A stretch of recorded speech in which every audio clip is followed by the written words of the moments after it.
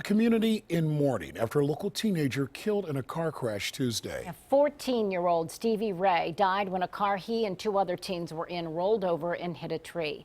Happened yesterday morning on Darby Creek Road, that's just north of Alkire Road. NBC4's Beth Del Ponte talked today with family friends of Ray's, and she has more for us tonight. Beth?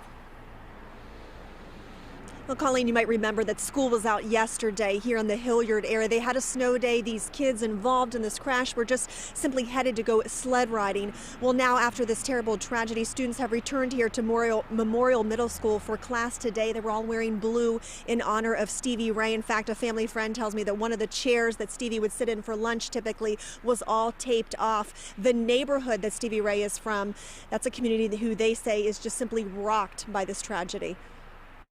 Such a tragic event is so hard to put into perspective.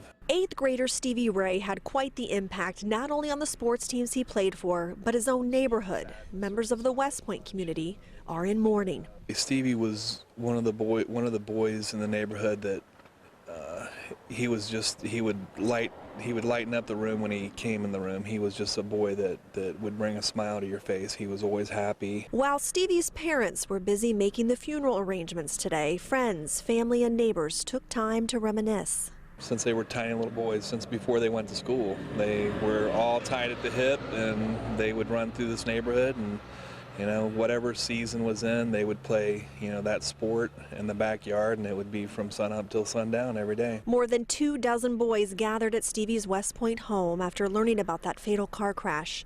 Once again coming together, just not for anything they could have ever imagined. You see them that morning, and then, you get the phone call that, no one ever wants to get.